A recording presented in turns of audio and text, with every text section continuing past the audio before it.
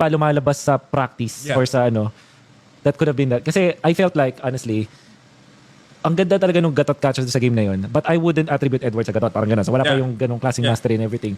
At the same time, there was just a small factor na naisip ni King Kong na masasabi natin yun, outplay.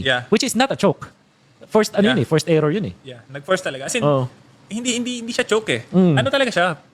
Play ni Onic. Yan, yun. Maganda yung play. Ang problema lang, ang pangit ng naging reaction namin. Kumbaga, may halong kasing, hindi ko masasabing taranta, pero may halong overthink dahil lang sa ginawa ni King Kong. Kumbaga, napa-overthink na, matatalo pa ba kami? Kumbaga, dapat ba kami pumush? I-detect ba namin? Parang ang dami mong overthink. Tapos, nung pinanood namin replay, tingin ko para sa Onic talaga eh. Kasi merong instance doon na nakuha nila yung Lord.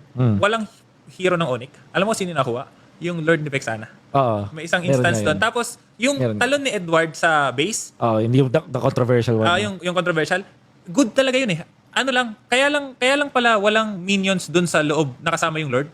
Na-hold ng Lord ni Vexana. Yun na agro. Yun nga, napunta Which is, kailan, how many times did, yun nga. that will never happen sa screen. Yun nga, hindi parang napakaliit na chance na mangyari yun, di ba? Na yung minions mo na dapat diretso kasama ng Lord, yung Lord dumiretso yung minions pumunta sa Vexana, sa Vex. Di ba? Kumbaga parang ang liit ng chance na mangyari yung gano'n. Na doon mo masasabi na, ay, sa kanila talaga. Hindi talaga sa amin. We're not saying na bug yun, guys. Ano hindi yun? siya bug. Pixel lang na layo. Ganun lang. Yung kumbaga yung chances lang na mangyari is maliit. Yeah.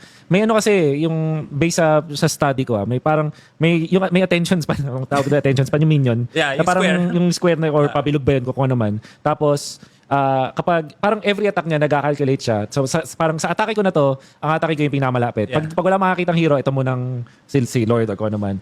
Tapos next attack ko, doon ulit ako magde-decide. Parang ganun. Ganun talaga siya. As in, yung box kasi yun. Hitbox or something like that. Parang ganun. So, I think yun talaga. As in, hindi talaga para sa amin eh. Pero yung season 14 na yun, masakit, oo. As in, kasi game 7, nandun ka na, game 7, lamang ka na.